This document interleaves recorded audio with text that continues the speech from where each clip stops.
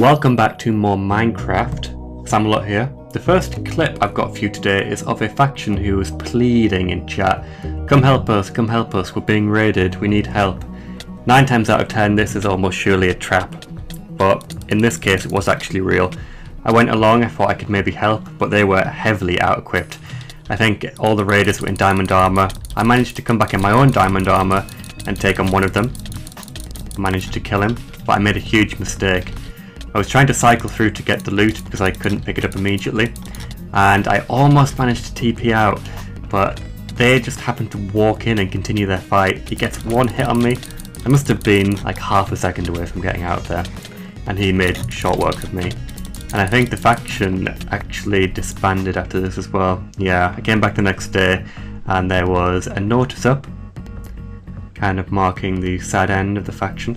The next raid is of a faction called Clout, and it is another bit of a strange one. I could get down into a ravine on the side of their land, of which they had a fair amount considering the size of the base. Digging down into their little mossy cobble vaulty area. Yeah, not a lot of loot.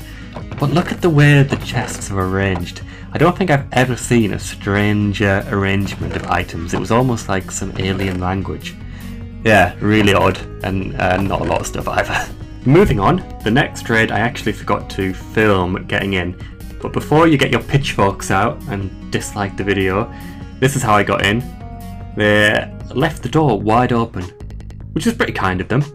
This is a faction called Manchu, so we're already off to a bit of a weird start. You always have a faction called Mafia, Titan, Raiders, but a faction called Manchu, I don't think I've ever seen a stranger named faction. But here is the actual loot we got, and this faction don't seem to sort their chests at all. It's all just thrown in anywhere. We got a lot of ore, some diamond, redstone, saw a little diamond sword there. And here's an interesting oddity. The first crop ever grown. Now I am a huge fan of oddities like that. Any kind of flavour someone can add to a base is a big plus in my eyes. And actually I dug down, and although you can't break blocks, you can see there's more under there that I wanted to get to. And for those of you who are worrying about what happened to the carrot, because it is pretty much an heirloom of their faction, I renamed it in an anvil and we're storing it safely in a separate chest in our base, so the carrot is safe. I managed to blow through around the side to get into that little vault I could see below, and this is what we had. Not bad actually, for a little bit of TNT, a load of apples. And the final raid of the video today is of a faction called Dem Boys. You know you are off to a good start when you find an obsidian vault, and we knew we were off to a good start when we blew that up and saw a bunch of diamond blocks. Emerald, gold, iron, really good. It's pretty cool that they actually placed those to make it look like a real vault, and I think we managed to reclaim them all.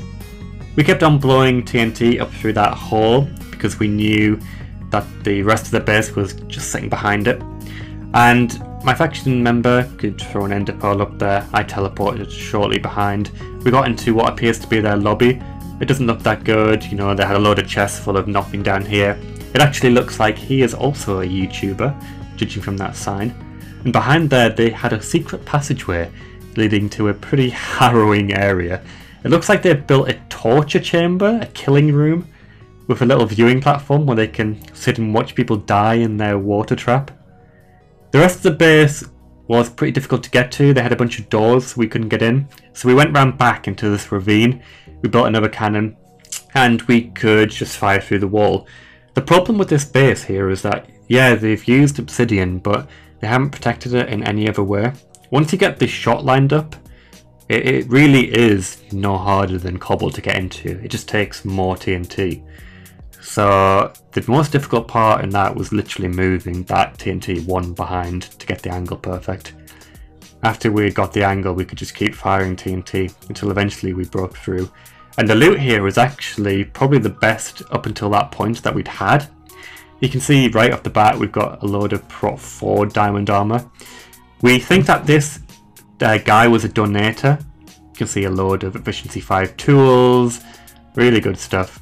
Yeah, we think he was a donator and he got kicked or something from the faction due to inactivity. A load of food. And actually in the middle here we've got an Ocelot spawner just sitting there in the egg chest, which is a really nice touch. One of our first spawners that we managed to loot. There was another little bit below that we wanted to get into. Same thing again, just fire TNT to obsidian, no harder than that. Prot 2 diamond armor, nice little finishing touch. A lot of junk in here actually. I think the most interesting thing we got from that raid was an oddity item, a golden apple that had been renamed. Give me to Marshark 12 for Rewar. And I've been checking now and then to see if Marshark 12 is online the same time as me. If I ever do find him online with me, then I'm going to bring him that apple and claim my Rewar from him. I think he'll honour it. I don't see why I wouldn't.